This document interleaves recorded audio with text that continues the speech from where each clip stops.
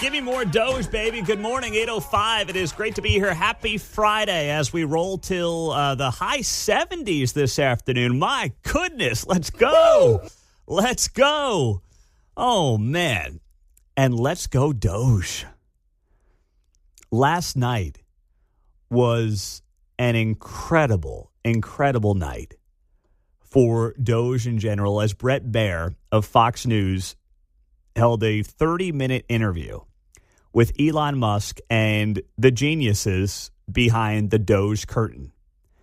And it was so important to put a face to these people because all you've heard from the media for the better part of 2 months now is that these Doge guys are a bunch of kids in sweatpants who don't know what they're doing, who are like just nerds in their mom's basements, and they've got access to your social security numbers, and they're going to steal your money.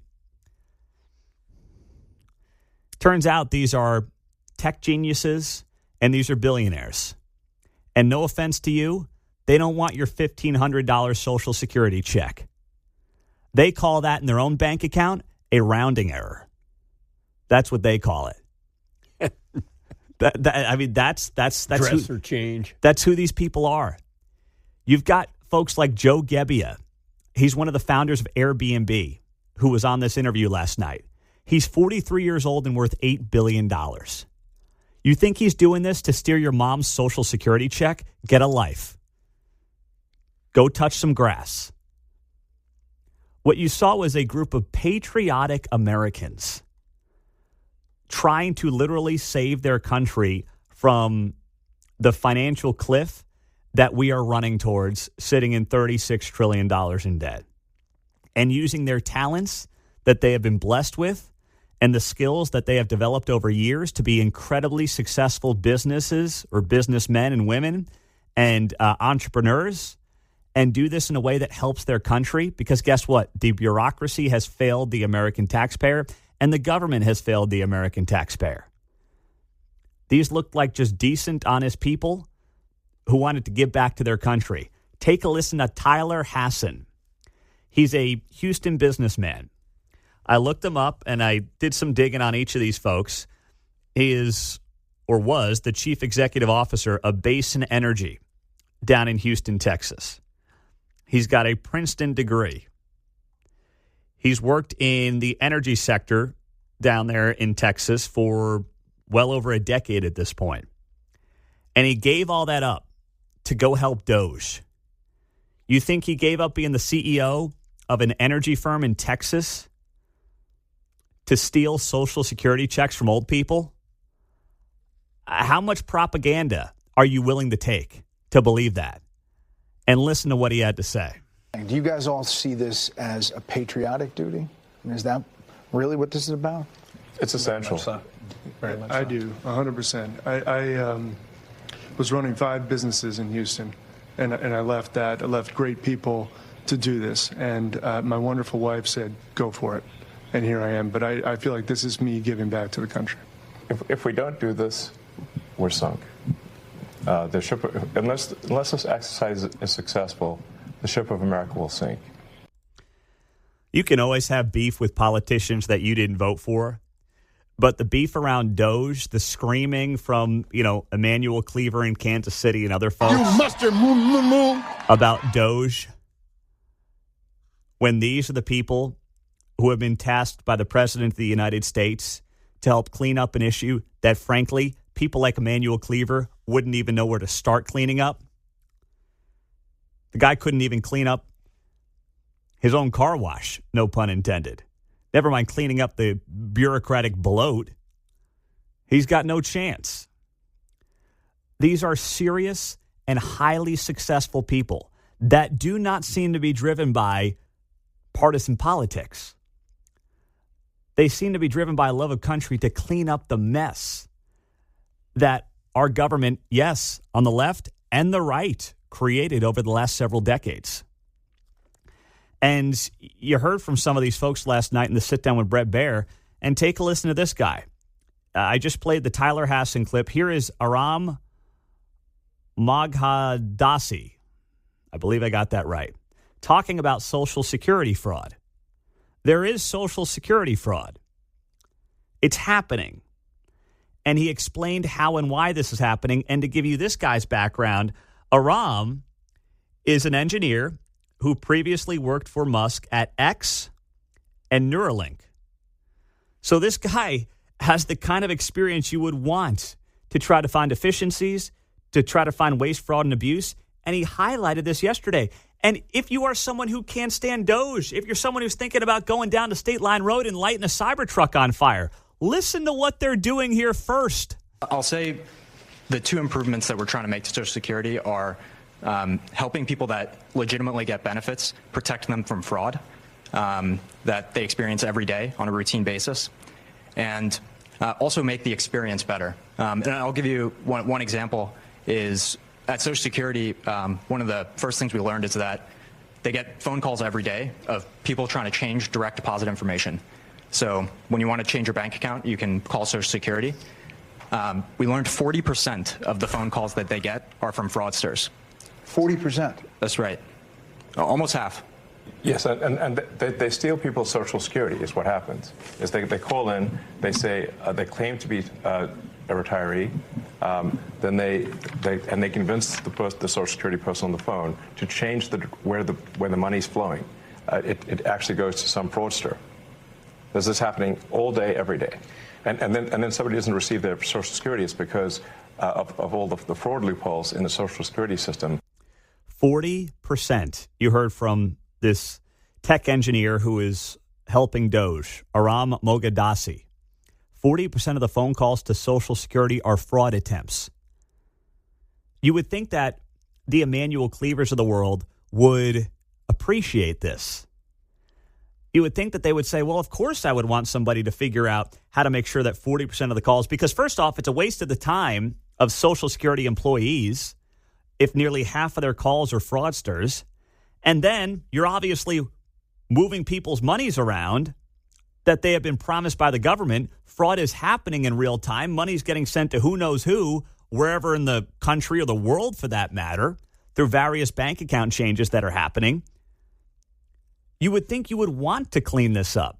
There's nothing partisan about any of this. In fact, if you are claiming to be a great defender of Social Security, which is heading towards fiscal insolvency, this would be one of the things you would want to get under control to try to save it.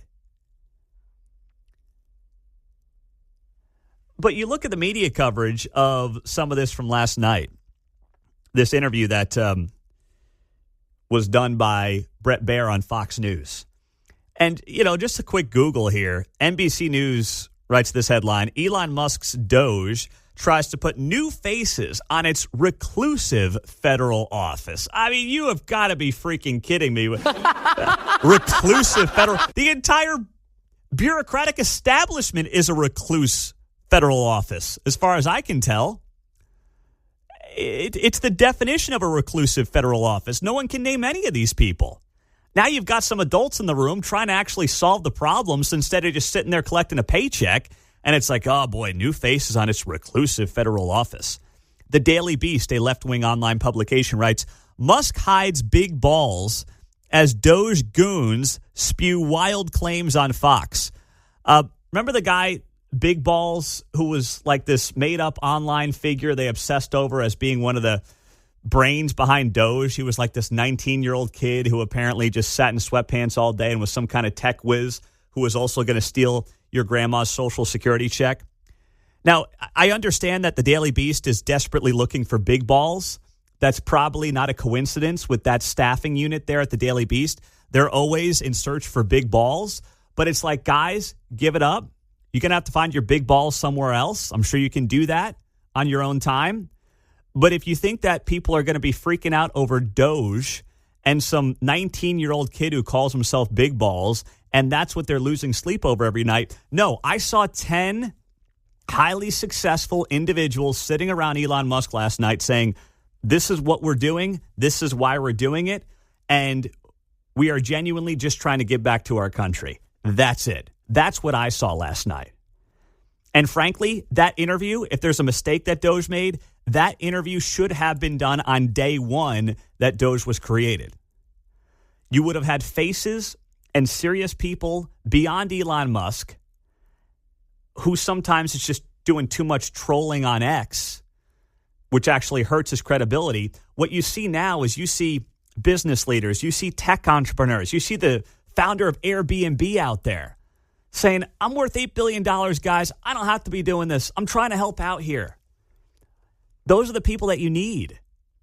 And for guys and gals like that, this is a way for them to give back to the country. They don't want to run for office. Let's be honest. I mean, most people with that kind of success do not want to go around door knocking, begging people for $2,000 donations to run for Congress and get very little done. This is how highly successful people in this environment can give back to their country. And that's what these people are doing.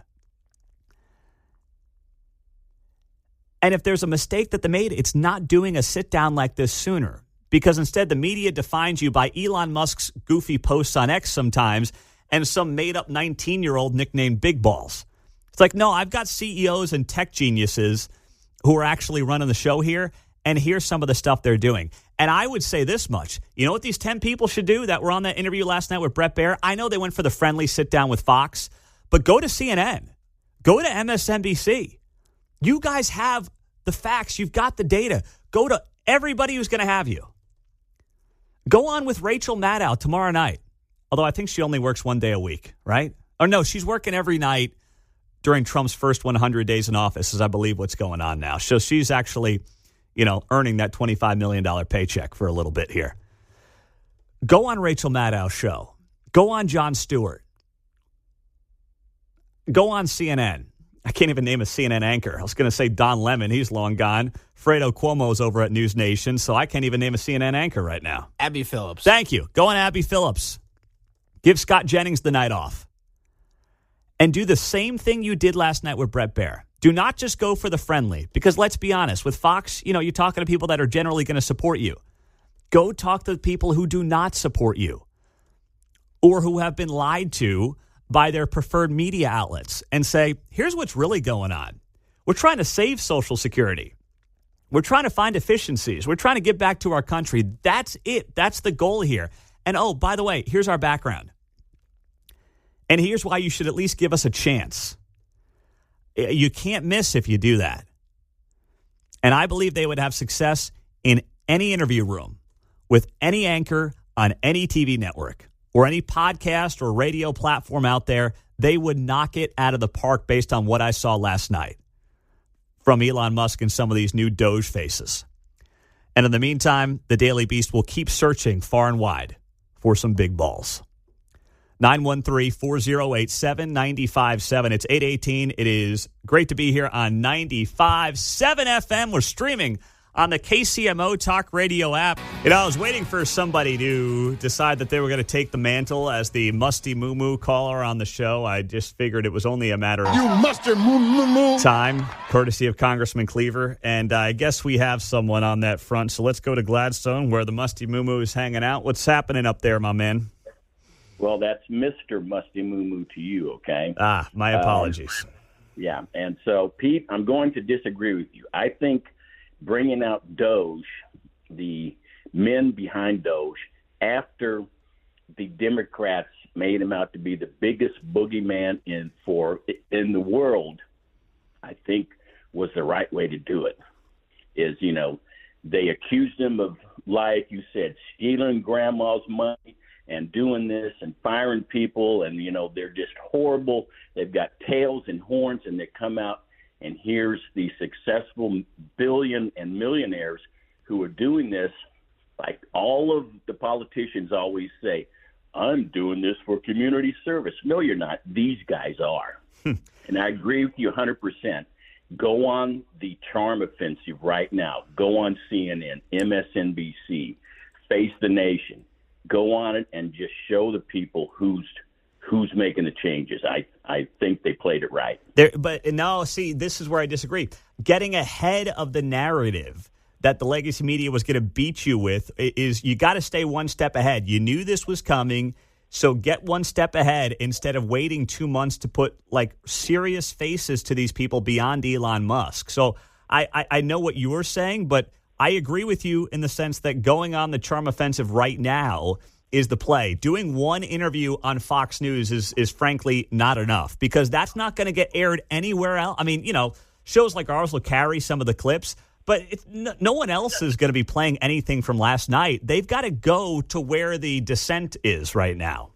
And I agree with you there 100%. And I think, but I will agree to disagree about when they should have done it. But yeah, start the charm offensive right now. Mm-hmm. Let it rip. All right. And if you're looking for big balls, it's at a place called 95.7 FM. There's three guys there who fit the bill. That's great. Well, I don't know any of them. I'll just say that much, Wes. I don't. But thank you very much. That is very, very nice of you. Such a nice man. Very nice of you. I guess John and Mark can take that mantle. Thank you very much. Yeah, I was going to add such a nice man. So yeah, that's well done. Thank you for that. Now, speaking of Cleaver, in the wake of Mr. Musty calling in there, he's given me another gold mine here. Cleaver hasn't given us this much content. We're starting year 8 of the show next Wednesday. Will be the start of year 8 here on KCMO. Cleaver's given me more content in the last 2 months than he's given me in the first 7 years. Here he was the other day, I don't know, going on some rant on behalf of the U.S. Postal Service. Hey, Cleaver, I'm still waiting on a birthday card for my 1-year-old from her grandparents. Her birthday was 3 weeks ago. Can you be upset about that for a minute? Here he was ranting about, God forbid, cuts to the Postal Service. We can't continue to let Elon Musk tap the post office. It's our post office. It belongs to the people all around this country. And we got to stand up like we are doing.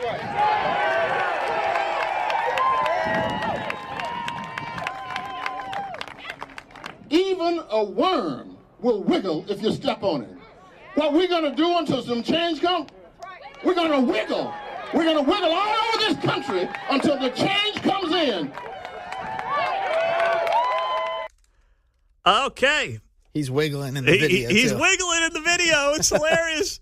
Oh, my gosh, he's wiggling. He's wiggling away at 78 years old or whatever he is. Give me that wiggle. Let me see that wiggle dance out of you there. Oh, yeah. Oh, wiggle baby. Wiggle, wiggle, wiggle. Imagine getting that worked up over the post office. Have you met anybody who likes going to the post office? Like, genuinely. Anybody who, if you do, then they probably also enjoy waterboarding. And they probably also like really weird, kinky stuff in bed that is super painful. Those are the only people who appreciate and like going to the post office. And Cleaver's sitting there acting like we should all be outraged about the post office maybe having a few cuts because guess what? I think it employs, 600,000 people or something like that? And it's less efficient and less functional than it's ever been? Holy cow, man. I mean, please, keep doing more of that. I'll take it all day, every day.